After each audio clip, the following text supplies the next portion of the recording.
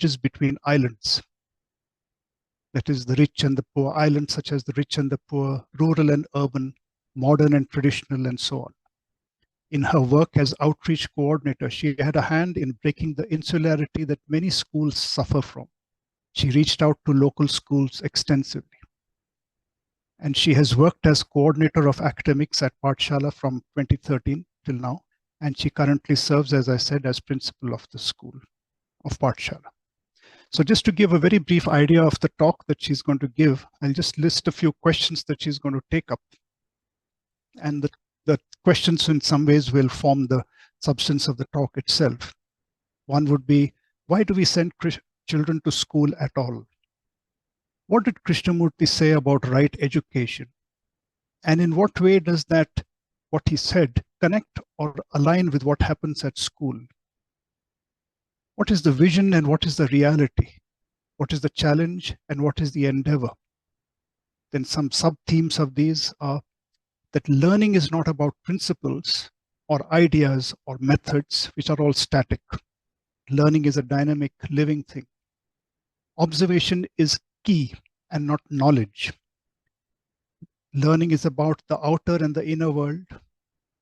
And there are these two themes, freedom and order, which sort of seem sometimes to be against each other. And then another very important question of excellence without competition. She also examines frames of learning, including in them academics, relationship, and the culture of learning. And she's going to end with a theme which is called counterpoints, which is some of the things that are happening in the world today. For example, the learning market and questions about artificial intelligence, which is beginning to have a big bearing on education today. So I will, that's enough of an introduction from my part. I think we can look forward to an absorbing presentation about these themes, which are extremely important themes about education today.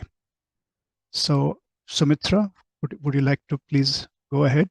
Just a word to the audience about questions.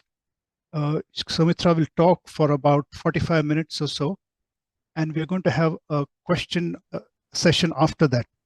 So please, please list your questions. Let me see, where is the place where to list the questions?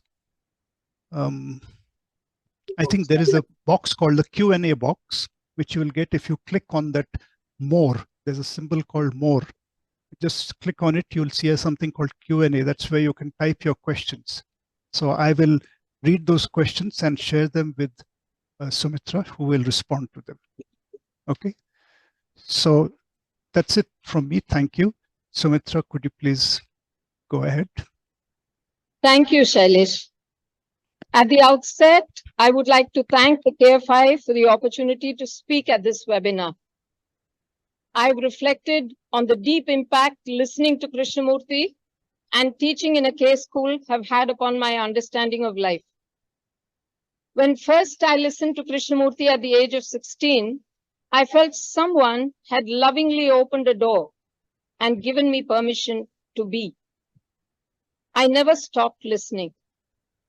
Later, incredibly, when I found myself teaching in a K school, I found myself engaging with his teachings and trying to see what significance they had for school, education, and children.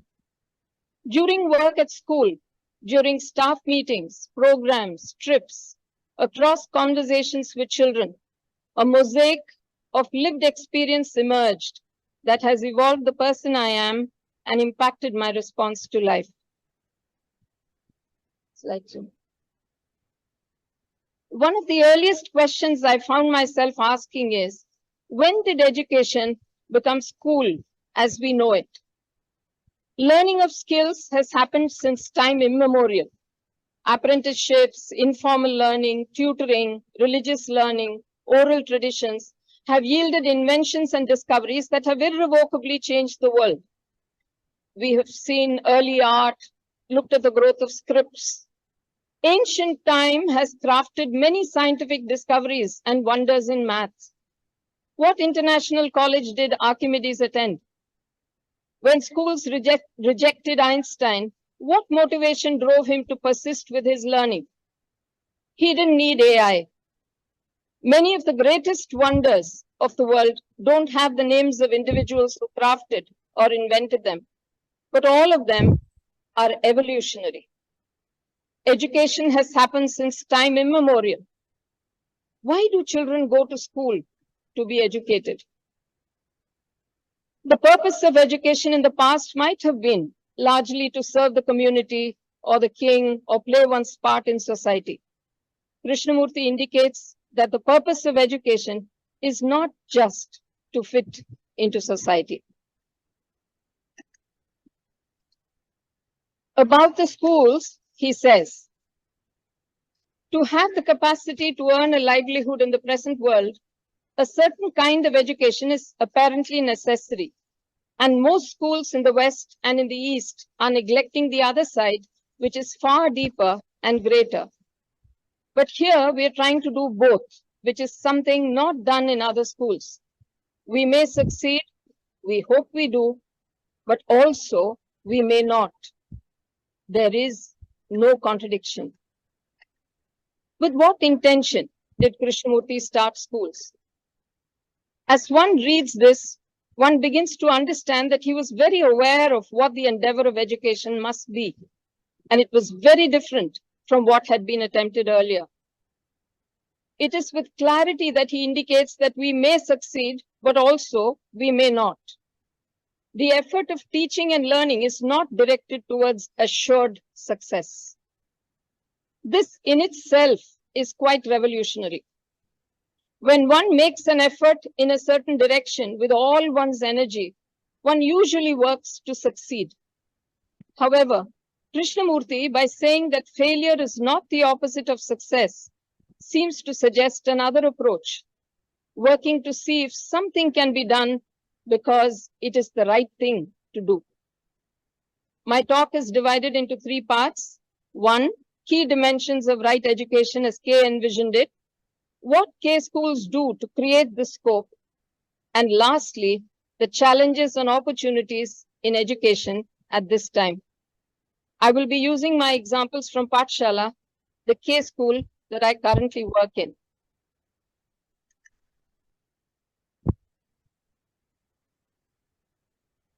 We will now consider some key dimensions of right education as K envisioned it.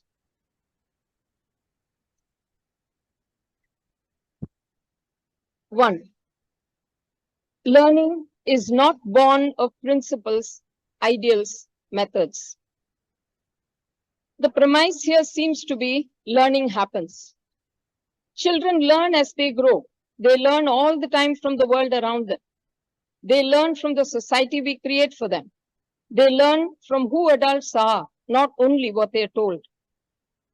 Krishnamurti feels that as long as we are concerned with principles, ideals, and methods, we cannot link to learning or facilitate it.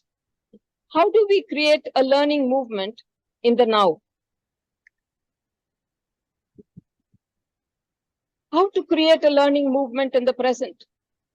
Considering that most of the past experience and attempts made in education were based on precept, Krishnamurti clearly steps away from principles, ideas, and methods. He points out clearly that as long as we give value to these, we do not value the individual, the child. It becomes imperative, therefore, to value process over function, to listen to both the said and the unsaid, to co-create the learning moment.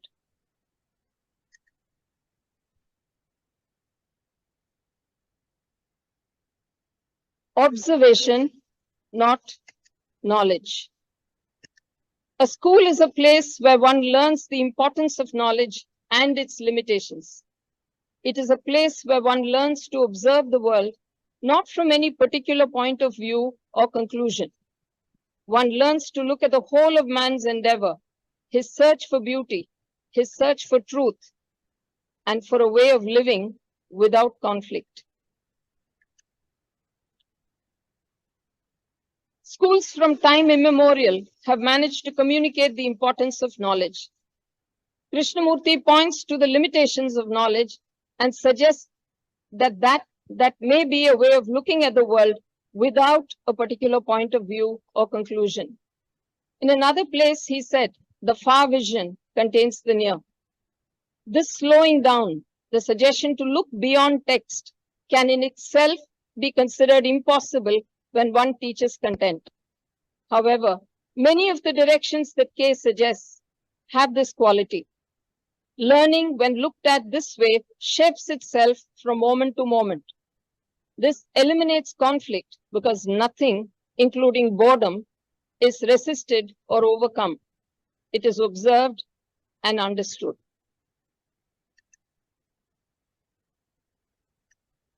Learning about the outer and inner world, he says, surely a school is a place where one learns about the totality, the wholeness of life. Academic excellence is absolutely necessary, but a school includes much more than that.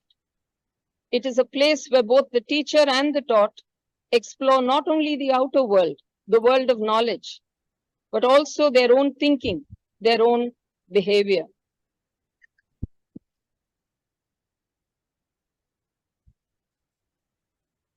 He points to the importance of academic excellence, but also points out that the school is much more than that. School is a place which invites the teacher and the student to explore with the understanding that both have similar emotional and psychological challenges, since they are both conditioned by their experiences. It is also easy for schools to look at academic excellence as good academic performance. In schools, it is now understood that good academic process is not possible to equate with good academic performance, though the results might be similar.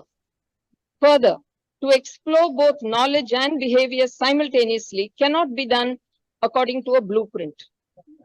It is based on the day-to-day relationship between the teacher and the learner and the context in which they function.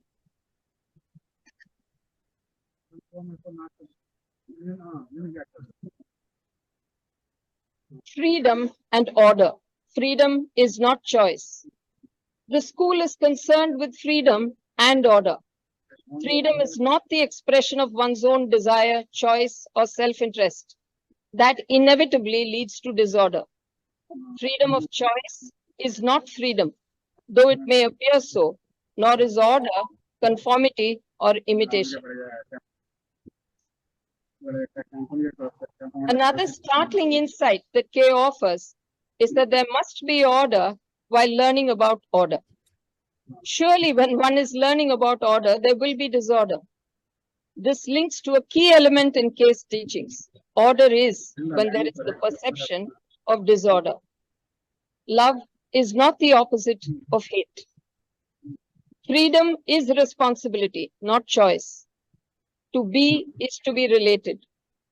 The understanding of anger does not come with a struggle to eliminate it.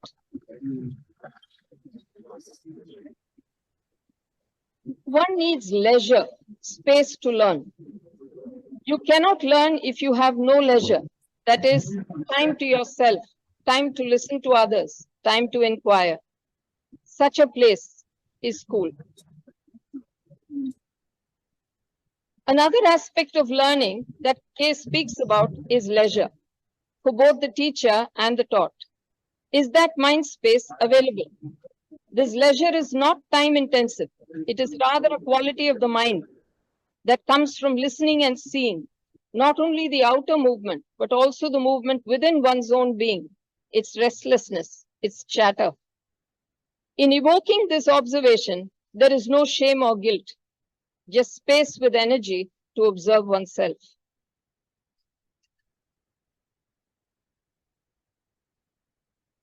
And lastly, in this section, excellence without competition, flowering in goodness. Is it possible to help the student, he asks, not to think competitively in the academic field and yet to have excellence in his studies, his actions, and his daily life? Please bear in mind that we are not concerned with the flowering of goodness, which cannot possibly flower where there is any competition. Competition exists only when there is comparison, and comparison does not bring about excellence. These schools fundamentally exist to help both the student and the teacher to flower in goodness.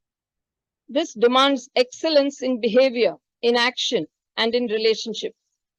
This is our intent and why these schools have come into being, not to turn out mere careerists, but to bring about the excellence of spirit. Today, excellence, as it is commonly understood, is sought after in all spheres of life. Often, K schools are seen as creating a haven that does not prepare the world for the student for the real world. We carry ourselves into a K school, and we are the real world. Mastered skill can be tested against requirement and found to be excellent. To meet functional requirements, it needs the validation of measurement. K points out that to cultivate this excellence, one does not need to compete or compare. Excellence is not a byproduct of comparison and competition. This will be difficult for many to comprehend. K also says that the cultivation of excellence in behavior, in action, in relationship, involves an inquiry into oneself in a learning relationship with others. In this, the teacher is not inherently different from the taught.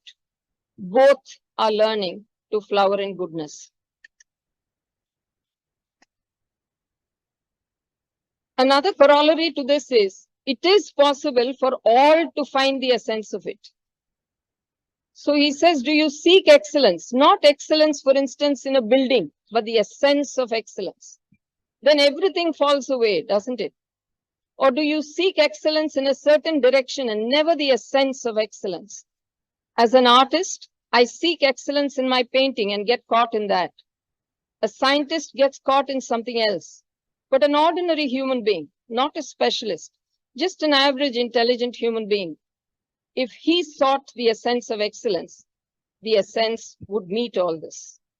I say it is possible for the average human being who's fairly clean, who is fairly decent, fairly kind, who is not bourgeois.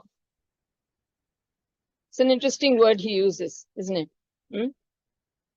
It is a surprising statement. K points out that this excellence is possible for the average human being who is not someone he calls a bourgeois, someone with rigid materialistic values. This is quite contradictory to the normal understanding of excellence. We usually think that excellence is connected to some individuals, and only gifted people are able to be excellent in any direction.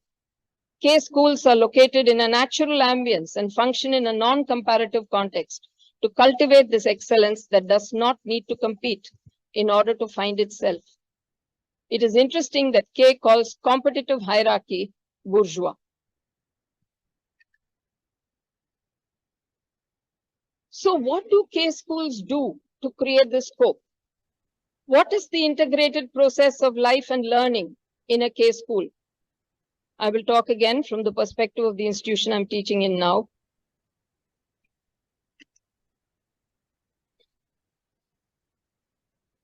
So this attempt to create integrated and integrative processes is not a jigsaw or mosaic. It is rather to create spaces and opportunities for this within the classroom. Active learning and active reflection allow for these processes when they are not mechanistic. Schooling has become the accelerated learning of techniques. Some would say that that is the purpose of school in the GATT era. We are an industry. We produce finished products. The more finished, the better. But in reality, again, does education begin with school or end with institutions of learning or certification?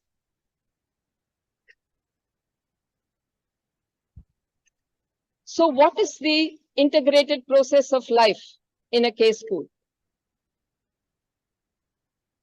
I will speak with reference to Pathashaala, the newest of them.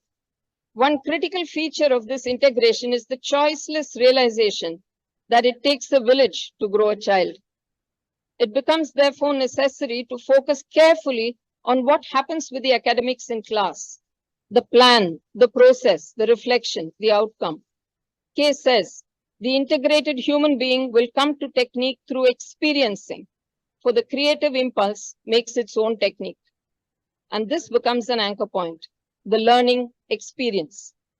What learning experiences do we create?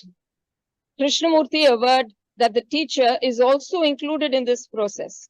They teach based on their experience of learning. So there are many discussions on planning. There are measurable and non-measurable outcomes. So here is the introduction of the norms and protocols document distributed to every parent when they come. And it's interesting how little there is about academics and how much there is about holistic learning. The ability to listen, look, observe, question, a sense of integrity, dignity, and confidence to face the challenges of life, an ability to learn from life and take responsibility for learning, a respect for all living beings and for the subtle balance of life forms, the ability to give of one's best to academic work and any other work one takes up, a respect for manual work and learning skills, which involves hands-on and body-mind coordination, an aesthetic sensitivity, social and emotional stability through close contact between school and home, an interest in the deeper questions of life.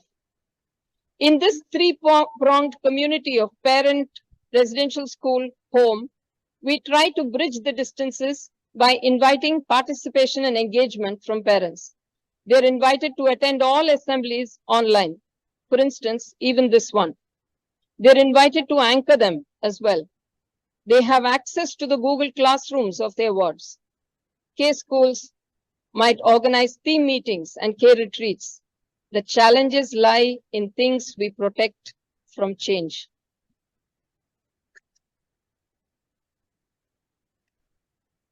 So what happens with our relationships?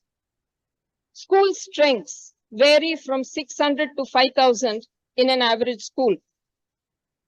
Some successful schools zone time and have up to 15,000 students. Today, we assess a school by its performance, its infrastructure, its alumni, its trophies. Conversely, are smaller numbers a sign of exclusivity? We might have consistently seen, however, in our lives and workspaces that a big clientele or a big consumer market does not ensure well-being. From junk food to parties to social media to fashionable clothing, we have learned to say a little of everything. Know your limits. And how effective has that been?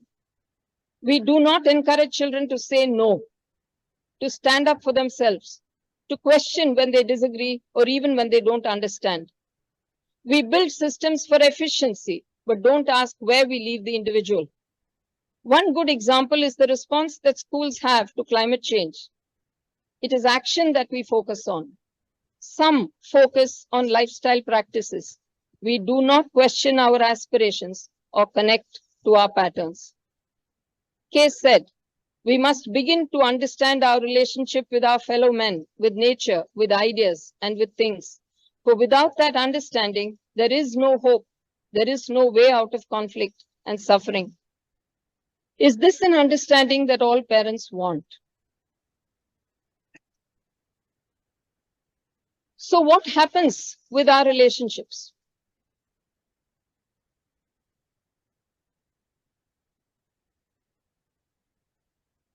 Case says it is at school that one can learn about the movement of thought, love, and death. For all this is our life.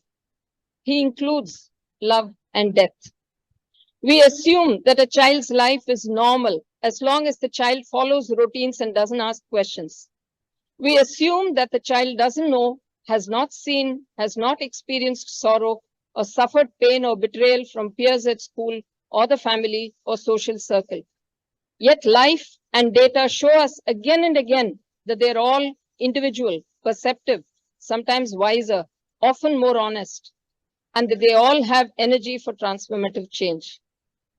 We know about Erickson's developmental stages or Bloom's taxonomy or Gardner's multiple intelligences. They tell us that human beings, including children, are diverse and learn in diverse ways. How does our education system reflect this? Do we value and encourage agency and initiative in every young learner?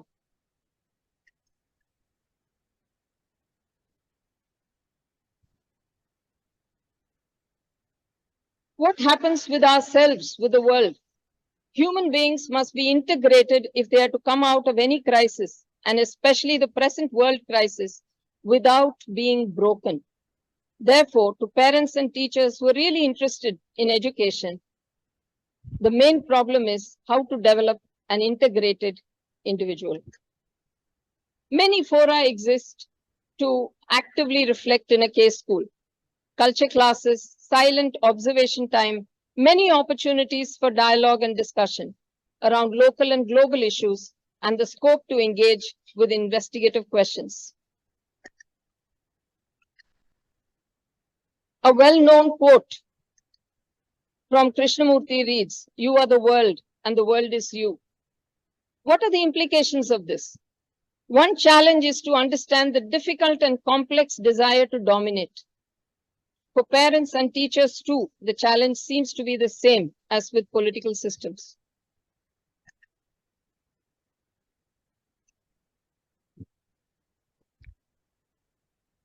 The inner challenge of equity in learning. Then there is the painful issue of equity, which Kay interestingly links to the ambition that many parents have for their children. Make money, settle down. This has been a civilizational need from time immemorial. Kay asks, settle down to what? He also says famously, it is no measure of health to be well adjusted to a profoundly sick society. Do all children have to grow up and be famous and rich, to be seen as high achievers? Is it enough if a child achieves well-being? Do we let children be who they are, helping them to get in touch with themselves, discover excellence? So modern civilization has failed, has it not? He asks. How do we understand this? I come now to the last section of my talk. Never has education presented more of a challenge and more of an opportunity. We have touched upon many aspects of this already. There are two aspects I would like to emphasize here. One is that many of us have begun to accept that education is a business. Are we right in this perception? Are globalization and demography dictating this? Another is that learning is a market. With the increasing number of war-torn and conflicted zones across the earth, are we right in ensuring that we take all the opportunities we get to the top and stay there?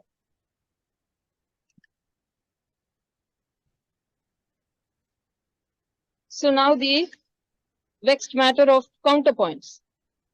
The UNESCO has spoken about the physical, intellectual, emotional, ethical integration of the individual into a complete human being, UNESCO. Today, there are many algorithms that are built to understand how integration happens within the individual. Data, learning behavior, responses to specific stimuli, cultural context, and so on. These serve as informed counterpoints to the process that Kay spoke of.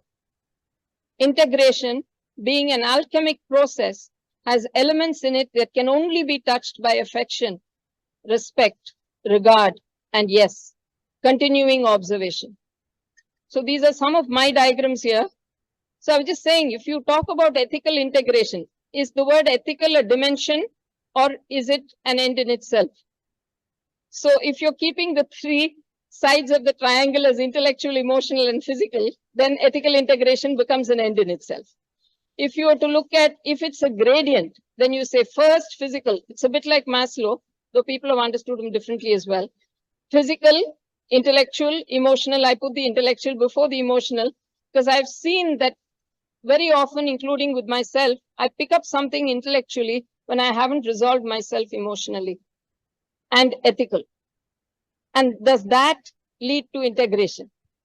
Then, of course, there is the integrated individual in the center of the algorithm or graphic design. And then you put all four on the side and then itemize them and build their relationships. But do algorithms work in integrating the individual?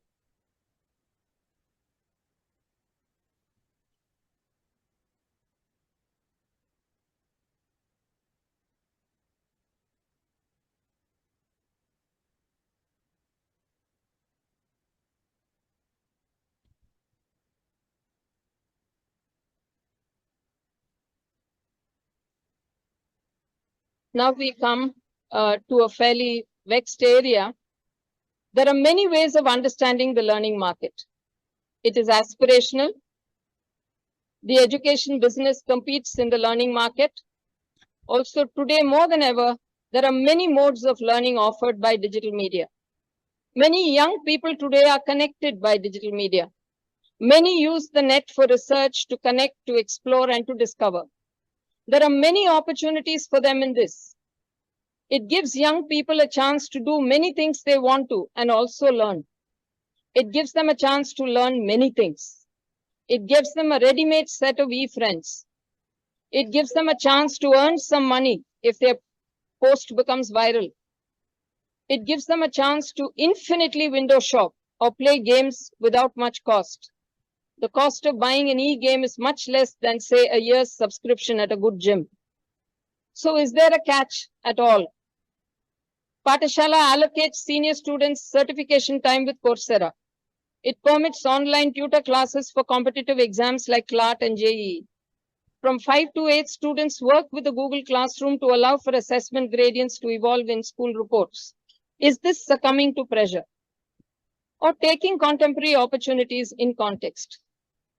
These are asked and answered by K's key question. In a life run almost entirely by machines, what is to become of human beings? K schools attempt to answer this in various ways. For example, Pathashaala is a no-phone campus for students. It is a physically challenging walking campus. It demands floor seating. It has a rigorous day schedule. It does not compromise on safety for each child, net-based, physical, sexual, or verbal. K called digital amusements enfeebling and ideals as counterproductive in dealing with predicaments. Also, the age of AI is upon us. Is this a boon or a bane?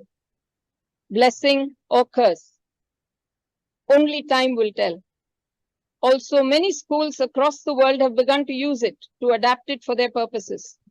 Service providers are earning more than professionals in many fields. The data expert and data provider has never had it better. In short, given the enormous problems of social media, dependence, risks, threats to mental and physical health, what should schools do? There are clear benefits to the use of AI. Personalized learning, tutoring, assessment, differentiated instruction, complementary teaching, language acquisition, and the list goes on. But K has the ultimate answers. And I'm going to end on this note after having read this. He speaks of things no technology or AI can offer. Active reflection. Who can offer it? But the self. Love, care. Where's love in AI? Can I trust a machine to give me what will really nurture me? Care, observation. That a sensitive teacher or mother or relation or friend can bring. The art of building autonomy in thinking. Who can help you but yourself? The ability to question. Can AI help you there? It can offer you a set of questions. It can tell you all that's blocking you. But who moves after that? Who gives you agency? Who gives you energy? Who gives you a sense of well-being that will take the answers that you get? It's not AI. It's you and me. The links that only one's own intelligence can make. These links cannot be provided by any program. Coming in touch with oneself. Am I just a permutation and combination of patterns? Who am I? Can AI answer that? Of course, it can answer you with more permutations, more combinations, more interesting things that you can get lost in, like in social media. It's a diversion. It can be a diversion and it can be used intelligently, like most things that have been available to people across time. If AI can help me with patterns, how do I deal with love and leisure? Can intelligence ever be artificial? Thank you.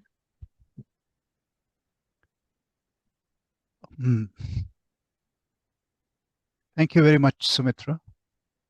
I need to. Perhaps you can close the presentation for now and let us be on the video mode so that we can be visible.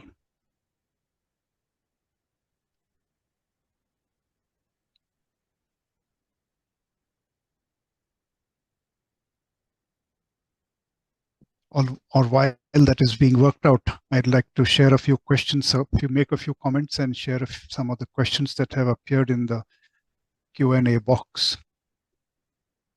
You started out by listing 6 principles, and perhaps you could amplify on some of them. For example, the very first statement might be a bit mystifying to people who are not part of these schools. When you say learning is not born of principles or ideals or methods, that there is no energy in principles and ideals and methods, but learning has a different quality of energy. Would you like to briefly amplify on that?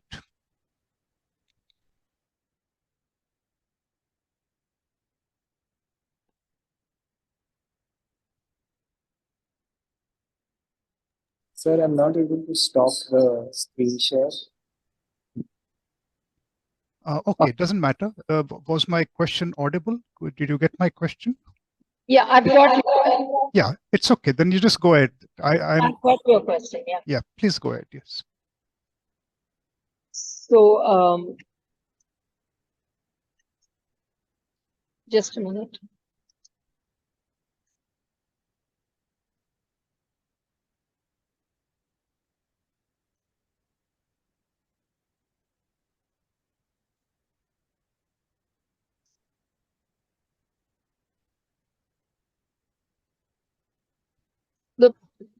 I think that principles often are arrived at in ways that do not necessarily take into account the unpredictable contexts that might emerge.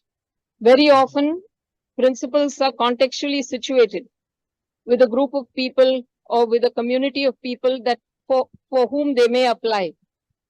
But if we are transacting that across communities of learners even, they may not apply because there hasn't been sufficient observation of those learners or those teachers who are also engaging with them in learning.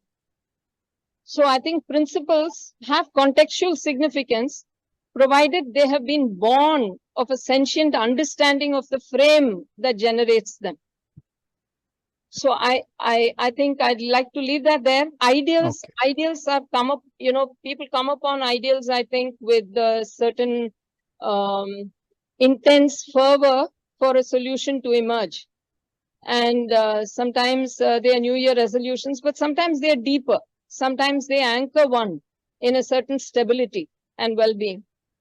So who's one to judge? Except one could say that that ideal may not necessarily help you engage with the real person that you are.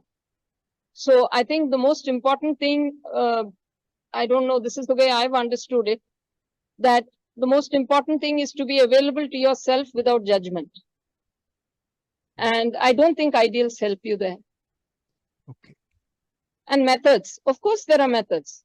There are methods and methods, but I think they're only significant as they're contextually located. Yeah, okay. Thank you.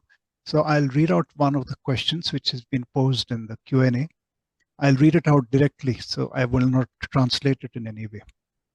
How can children studying in the Krishnamurti schools survive in this competitive world? How would you guide them to cope with the outside world? How would you help them transition from stress-free, non-competitive environment into the competitive world, which is obviously going to be quite difficult? So how do we approach that in the Krishnamurti schools? Could you say something about that? Yeah. I'd like to say that who said that we don't encounter competitiveness or comparison within ourselves. So does the world need to indicate it to us when we walk out? I think that we carry it within us as an insecurity, and that insecurity plays into every learning forum, including in a K classroom. I don't think that insecurity is specially reserved for people you meet outside. And I think the whole endeavor is to strengthen who the person is, to help you accept yourself, to be able to bring of who you're capable of, your intelligence, your excellence, your capacity to trust yourself. If you're able to bring that to another context, to a situation in your workspace, who says you can't think out of the box?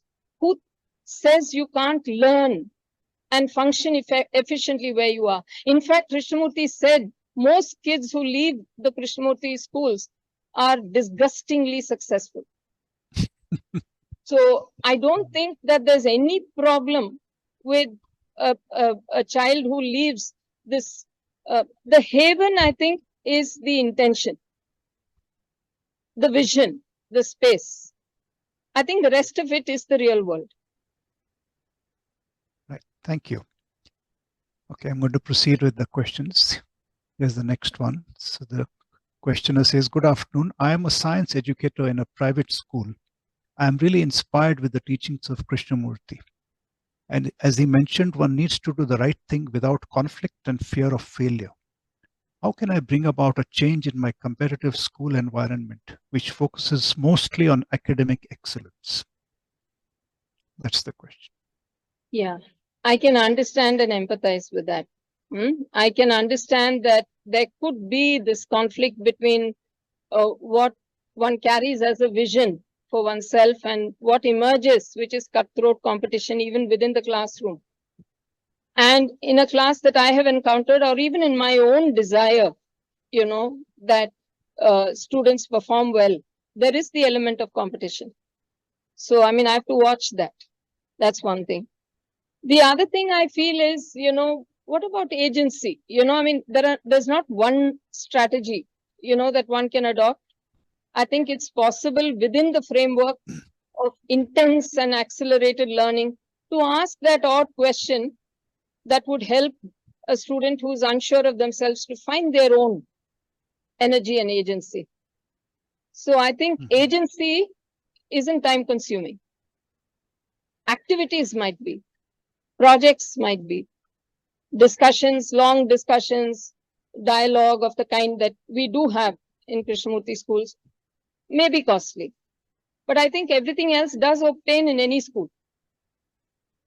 I mean, I've seen so many corporation and state board schools where there are very imaginative and committed ELs. They learn from their encounters and engagements with children. So I can't say that this is unique. I can only say that it's not labeled Krishnamurti. I think the approach is something that can be taken anywhere. I do believe that genuinely. Okay, thank you. Okay, another questioner asks, today to become a doctor or an engineer, there is no other way than competing in some of the entrance examinations. How do we accommodate this dichotomy? Sir, I would say that there's no dichotomy. If someone wants to appear for a NEET exam, they have to meet that requirement. Meeting requirement is not necessarily to compete from inside with all the restlessness and angst and lack of well-being that goes with it. Like if I'm practical and I'm looking at a competitive exam, it's possible for me to meet that requirement with good planning. That's what he says, that it's possible to meet the excellence of the mind for everyone. If I really want to get in, I can get in.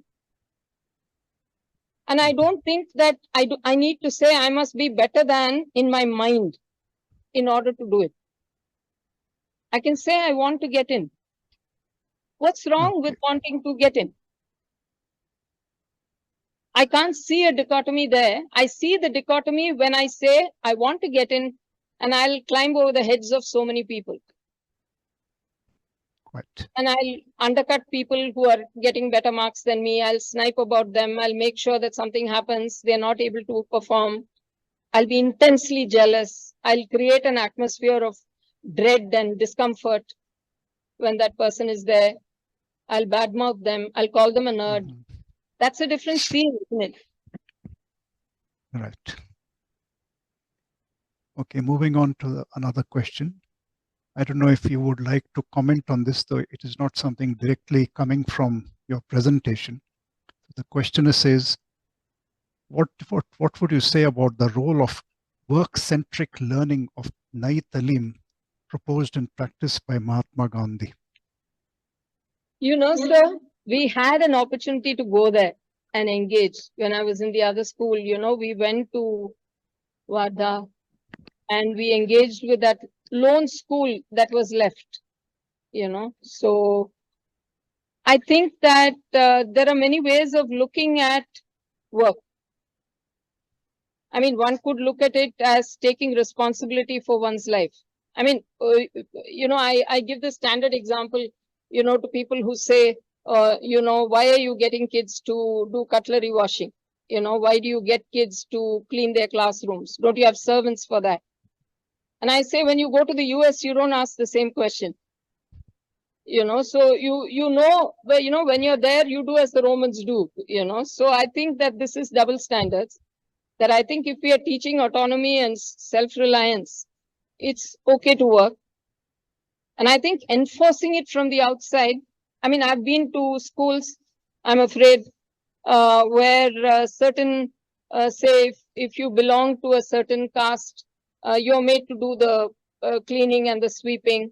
You take the roll holders, food vessels and go and wash them.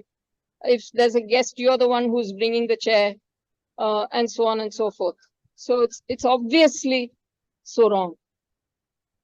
Yes. So I don't think that work in itself is in question here. So I think self-reliance is a good thing. And I really loved his vision of it. Thank you. Thank you, Sumitra. Okay, one more question. In today's day and age, any workforce requires a certificate from a school or a college. Even to be a teacher in a KFI school or any alternate school requires some kind of certification. So we make the school indispensable because of that. Would you like to comment on this? Yeah. So it's a difficult question and a painful one, I'm afraid, that it is getting to be increasingly necessary to have certification for most things. But the flip side of that is that I think they're offering a number of, you know, there's skilling, you know, in India. And in our outreach, one of the nice things is, say, Selva Manna, who's a very good carpenter and hasn't studied beyond third class, I think, is capable of getting a certificate from just the number of years he's worked. And he can teach. So I think there are answers, you know, lying in context. But I'm afraid the general direction is of certification. Again, another flip side of that, I think, is that the service providers are they're smiling all the way to the bank, and people who are having good so-called certificates are not finding jobs easily, because I think what I learned isn't work-friendly. Yes. Yeah. Okay, moving on. Here's another questioner who says, we are seeing wars happening all over the world, nations spending millions and billions, and we also see people sleeping without food and children without proper clothes. How do the children in the Krishnamurti schools, how do the teachers and children look at this? Yeah. So I think the attempt is not to patronize. Like I said, I think, you know, I don't know if I read it, because I did write one line, you know, there are things that Krishnamurti schools also may have to ask questions around, you know, and I think one is, though it is technically possible, how many children who are, you know, how many children does one reach out to, and should it be another program? Can it not be one program of learning? I mean, one can say it's got to be culture specific, but if I look at the school, I see so many cultures operating at the same time. So why does this become such an issue? Is the question. And I think there are many preconceived notions at work here. I do see the truth of what you're saying, and I don't think poverty can be addressed only as poverty. I think there are human beings there. Again, the trips that I've been on when I was teaching in the school for many years, one of the things that I saw is there are very many wise people among very poor people. And I remember Lal Singh ji in the Barefoot College and in Devdungri, he had nothing. The way he spoke, you know, the children were lounging around and prepared for an old man who's wearing a turban who was not going to be able to speak to them. And when he opened his mouth and spoke, you know, they sat up, and I found that they were listening to him with the utmost respect. So I don't think it's money that decides it as much as a way of thinking.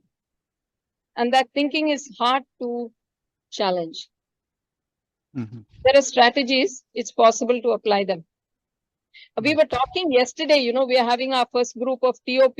Sorry to be talking a lot about this, but I was just talking to, I think, Vishal, who's an old student who's doing this again, you know, and I was saying, you know, there's this glass wall.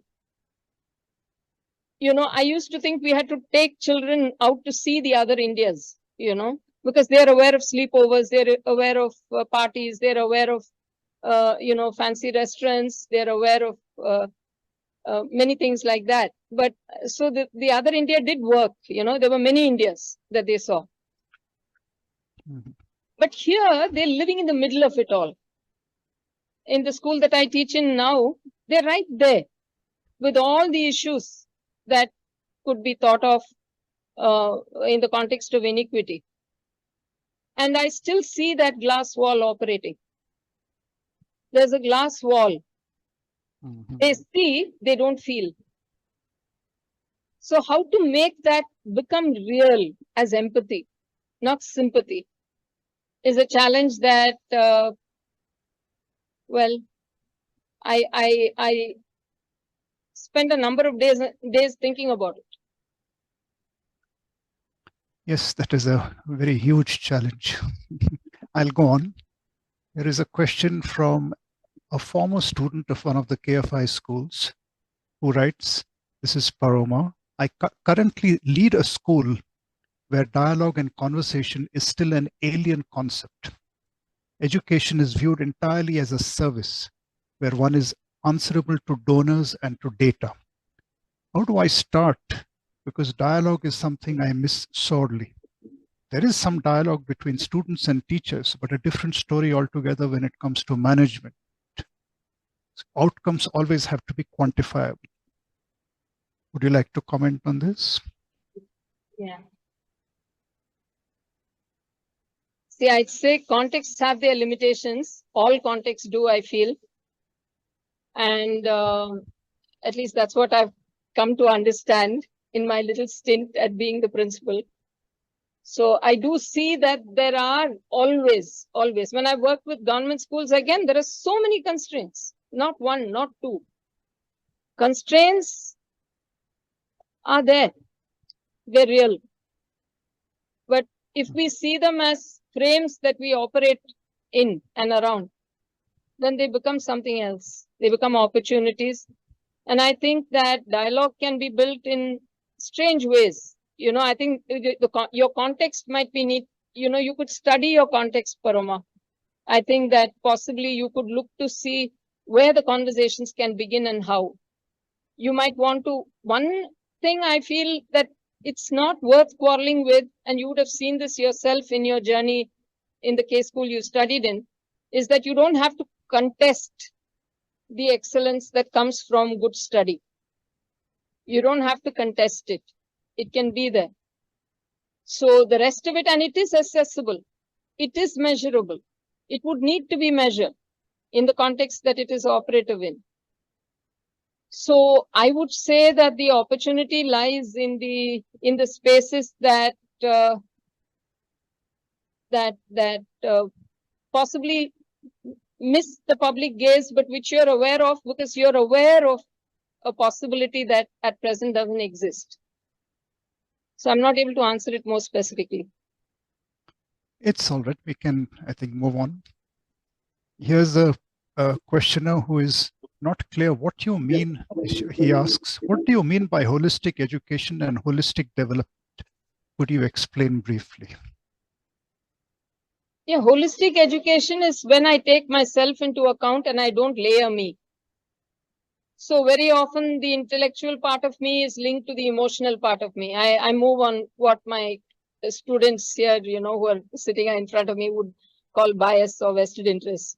So they would definitely tell me, listen, you have an axe to grind and you're saying this. So I might sound very rational, but that rationality may come with emotions that are loaded. Or there may be an ethic that I'm operating on, which I'd like to think is non-existent. So I think I'm presenting a very balanced view, but I'm not really allowing space for another human being to explore something that I think is good or bad. So there are possibilities like that I think present themselves in K schools. So I would say that to operate through them with affection, with regard, with respect, with acceptance of diversity is an important frame for holistic development. For anything else, I think learning has to be meaningful, not to the person who teaches, but to the person who learns. So I think if the person who learns finds something meaningful, then yes, there's holistic learning there. Thank you. Here's a question which is very much linked to some of the things which are happening in the world today. He asks, how do we accommodate a child's interest to excel in sports? Most sports these days tend to be very competitive, and there is always a fear that they may carry this mindset into all aspects of their life. Could you comment on this? I would agree with you. It's a very difficult question to ask in a K school. It's one of those areas that doesn't resolve itself easily. I think we, outsource it. I think that they attend their competitions or whatever it is that would help them advance in their ratings or whatever it is outside of a residential school. I don't think we encourage them enough. We don't encourage them at all, in fact. So, but I think, flip side again, I think there are opportunities to play. There was the first student who ever joined Pathashaala. I'd like to talk about him a little bit, a line or two, because Robin, I'd like to mention him with some respect and some affection. He played, we didn't have a facility then with basketball or football for that matter. There was grass everywhere, and there were a very small band of hardy students. And so he used to play on that grass. And by some chance, his parent, when he went back and his father, he was playing in Loyola, the grounds. And somebody noticed him and said, this boy plays excellent football, and I can give him a scholarship to go and study in Germany. So he went to Germany for a year or two, played football there, was very deeply appreciated, both for his, this letter. The parent called me and said, I felt so proud. They said, this is one boy who is courteous on court and off it. And he played very, very good football. But his parents, however, they offered him a scholarship after the first year of paid coaching and also a degree, but he didn't take it. Because his parents said, we can't afford that one whole year and also here, it's not going to be possible. So he didn't take that. And I do feel if he had wanted, he could have moved there, moved in that direction. So I think that excellence is its own reward. I remember there was this boy, till very recently, I used to remember his name in Hindu school when we were playing league matches in the school. He was a I don't know, he was a delight to behold. He was he was a state player of basketball, and he never fouled. He never fouled. I can't think of one game in which he fouled. And everybody agreed that he was a fantastic player. So I don't think that competition per se stands in the way of inner excellence. And therefore, I rest my case there. Thank you. It was very interesting to hear. So the next question is closely related to some aspects of what you just said. So the questioner asks, how do you motivate a student for learning without rewards and praise?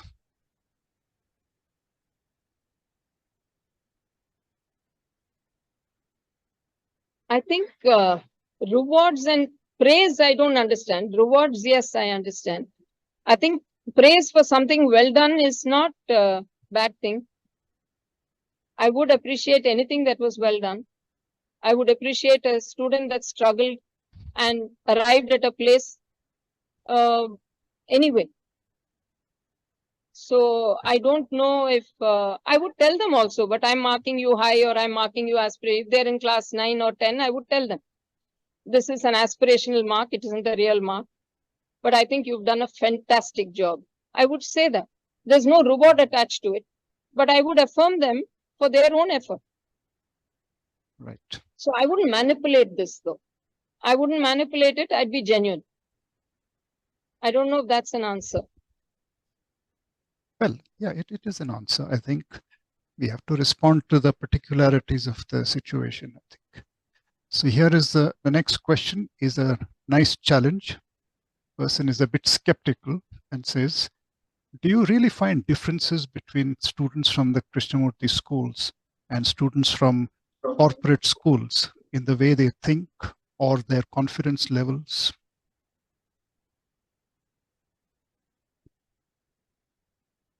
Yes and no. I myself don't know if I'm very confident. I think there's a lot of insecurity I experienced before speaking here. So I'm not so sure that, insecurity per se, I look at insecurity. That's what Krishnamurti said. So I don't know if just teaching in a Krishnamurti school for many years has stopped me getting angry or feeling sad. So I wouldn't know about that. But I would say that I can look. I've grown in my ability to look, to observe, to not react immediately. So I think that has been a direction for me. And I don't see, again, if the world is in here, it's in me. Forget anyone else. So I don't see that the world outside, so Krishnamurti students, when they go out, have a halo, or they're supposed to be the super confident people. Who are super confident people? I don't know any. So I know people who stand firm, who speak their mind, whose spine is straight, who look you in the eye. I don't know if that can be called super confidence. Right. Yeah. Okay, here is a questioner who says, the comment you made on glass wall is interesting.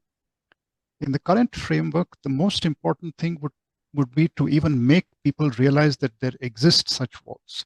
Many people, including children, look only at mirrored walls, which reflect their own way of thinking. That's true. Many people do. I do too sometimes. See, I'm not saying this as a kind of facetious thing, but when I'm looking at it, I do feel that, I remember this game that Bruce Lee plays, with mirrors, in a time when I was looking at Bruce Lee films, and it was fascinating how swift and sharp these responses are. So the enemy is also the mirror. The friend is also the mirror. The block is also the mirror. The learning is also the mirror. So if I'm looking into the mirror, I see something in the mirror of relationship. He spoke about that, I think, quite extensively and meaningfully. So if I'm looking at my relationship with, say, a student or with a teacher or someone who's my family, if I were to look at that relationship and learn what I could learn, I think there's a value to mirrors. Yes, it's true that I lose myself, and this happens with social media a number of times. I see kids walking and I see their eyes glazed with who they think they're looking like. And that's always sad for me. Because I see that they're disconnected with where, you know, they are and what they're looking like, you know. So that, Right. yeah. So Okay, here's the next question is a self-reflective, self-assessing kind of question. The questioner asks, how do you as a teacher in a Krishnamurti school know that you are on the right path towards Krishnamurti's intention of right education as he envisioned it? How do you test yourself? yeah, That's what. there are 2-3 ways I do that.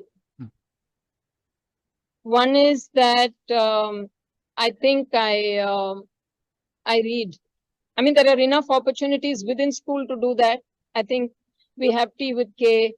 We have passages that we share in various fora. And I think that keeps, you know, bringing back to me a certain core, perhaps, intention with myself as well.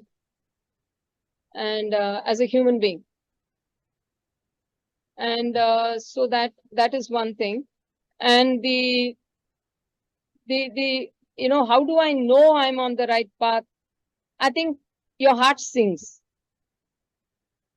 You know, Mr. Gautama, who directs the school, you know, one of the questions he always asks, yells, you know, does your heart sing here? And your heart can't sing its song if it's the only song that's sung. So I think that there's that test as well, that am I just me? Right. Yeah. I could think of more actually, Yeah. because I think this is a very real question. I think if you stop reflecting, it's difficult because he's so absolutely there. You know, that's what struck me. You know, when I listened to him the first time, it was incredible. There was so much that happened. Yeah. And that he didn't know about. That just happened to me, you know, and I was just listening. And it was incredible. So the Krishnamurti I understand is the Krishnamurti within me. Okay, I'll move on to the next question. What are some practices of the Krishnamurti schools that you think may be relevant for children from difficult backgrounds, difficult settings? I think the listening adult. I've seen adults who listen around me, and they're not age specific. I know a young woman who listens and listens beautifully well. And I think that she helps. Children gravitate to her. So, and I think there's no dependence there. And she doesn't encourage it, and I don't see them clinging. But I think that this quality of listening is very deeply helpful for children in difficult situations. Also, I think not stigmatizing it. You know, there's an interesting project the AS2 kids are doing right now on the stigma attached to asking for help. You know, and I think that we stigmatize that which doesn't look, in inverted commas, normal. So, of course, if it offers threat to anybody, any kind of threat, whether it's physical, sexual, verbal, you know, then it's a different thing. But I think if it comes from, if the difficulty is felt, I think it's good that it's shared, and listening helps. Listening without judgment. I think that's the biggest thing. Look at anger as you would a flower. There's no judgment. There's no place to arrive. I think that's such a releasing thing. Thank you. One questioner asks, does learning include unlearning? How do you decide what to learn and what to unlearn?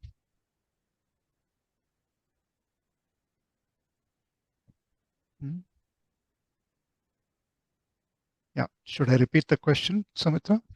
Yeah, it would help. The questioner says, does learning include unlearning? How do you decide what to learn and what to unlearn? I think it depends on the context and what the learning frame is. That there might be things to learn and things to unlearn in various contexts, and sometimes they happen together. That you unlearn one thing in order to be. I think the core value here is space. You know, if I don't have space, there's no learning and no unlearning also. See, the space to look frees one to learning and unlearning. Yeah. Let me ask a question about of slightly different kind. So, do you think Krishnamurti's vision of education can be integrated into government school systems, or is it meant mainly for small private institutions? What do you feel about scalability? I feel it is definitely scalable. I think that it's possible to scale. It has happened in many intrinsic and extrinsic ways, that it's possible to create. All schools are potentially Krishnamurti schools. I don't think he spoke something that is very specific to a particular. See, the catch with this is that he did speak about a certain sensitivity to the natural world. And inevitably, I think all K schools are in places of great natural beauty. And I think that that is in some ways quite a gift. It's a gift. But I don't think that I've seen this. I've worked 4 years intensively from 2007. I must have seen many schools. I worked with 40 BRTs, teachers, government officials. And I can't say that they have reach. They have scope to implement. They have a terrific amount of power. It's intoxicating because whatever change you're thinking about, it can go across. What blocks sometimes is the will, and then people change and they aren't the same people, and it's people everywhere. It's individuals who make or mar something beautiful. And I think that this potential exists in every school. It doesn't necessarily have to be, of course, K schools guard against this, I think, very carefully. But I don't think that, I think perhaps in some ways, government schools operate with less dichotomy. So it should be possible to take forward this demand. It has been possible. Right. I've seen it happen. So I'm not so sure that there was this gentleman when I went to a diet, initially we were, we also worked with the curriculum of diet colleges. And I remember going to a place where there was this legendary gentleman who had run, from what was then called the DTERT, not so many years ago. And he was saying, for the first time, I'm seeing that Krishnamurti has shifted from being useful to being usable. So, and I think that that's a very important thing, because I think that many things remain useful, but they have value and meaning and intensity when they become usable. It takes human agency for that. It's happened. It's not impossible. That's good. And Rishi Valley has that example of their program. which I think is an amazing program. And they've done so much good with it. So I think that it's surely is possible to make a difference. Okay, moving on. Here's a question related to the, this thing of questioning and authority. The Krishnamurti always emphasized the importance, the vital importance of questioning.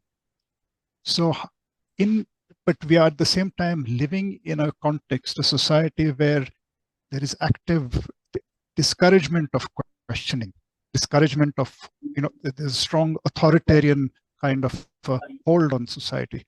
So how do we develop critical thinking skills and this approach to questioning in such a context?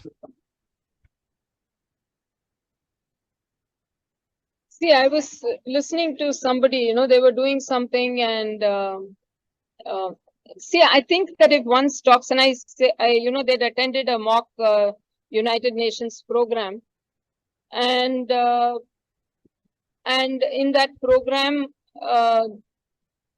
they were looking at scenarios across the world, and I saw that there was a, that when the children came back, they were saying, that there was this strong contempt of various regimes across the world, and the critical political features of those countries. And this extended to us and our neighbors and everybody else as well. So I think one thing is, I think it would be very important to articulate responsibly. I think it would be important, because if we are are we part of the problem or part of the solution?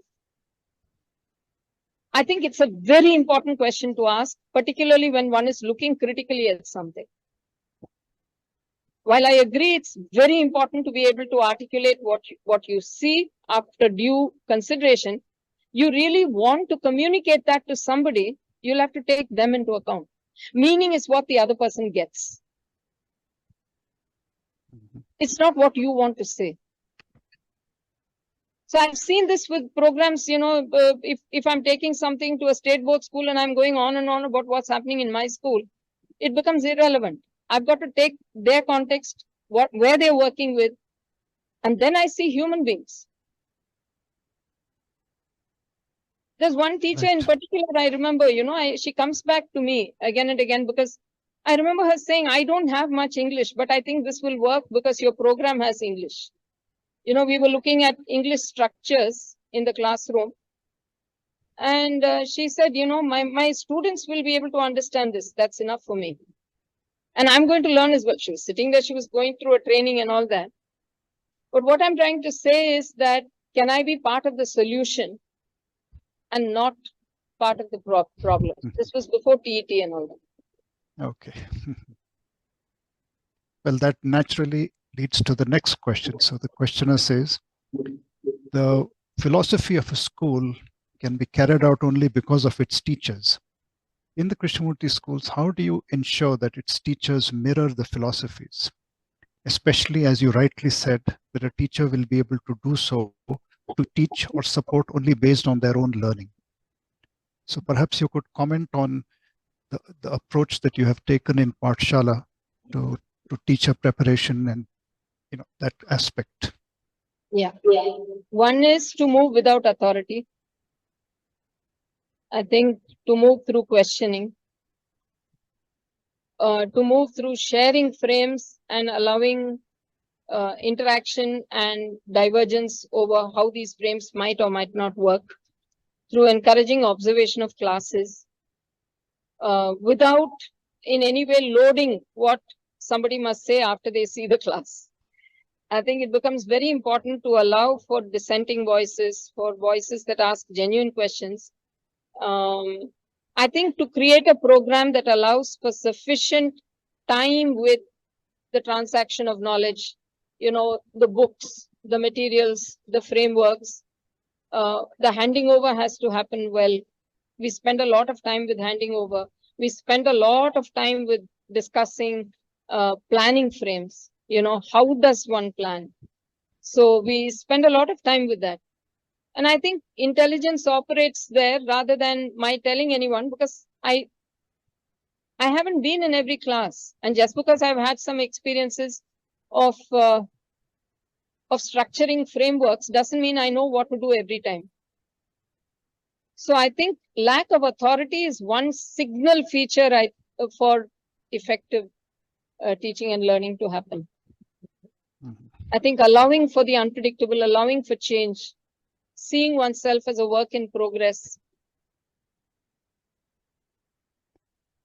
And I guess And the word that you used. I think that time, following time, certain, if you have a schedule, follow that schedule. We have a calendar that extends, we put all our activities in that calendar. That calendar is sacrosanct because it's been done and discussed. It's been discussed threadbare. After that, then the calendar holds. And we have meetings, we discuss, we meet, we have educator learning, learning meetings. We have educator business meetings. We have teachers who meet each other across many things. And if like kids, they don't get along, anyone who doesn't get along with somebody else and has a difficulty over something, they're encouraged to have a mediated conversation. The mediator is someone usually who's a role holder, but who does not take a side. Just because someone's more experienced doesn't mean that in that transaction there may not be something to look at.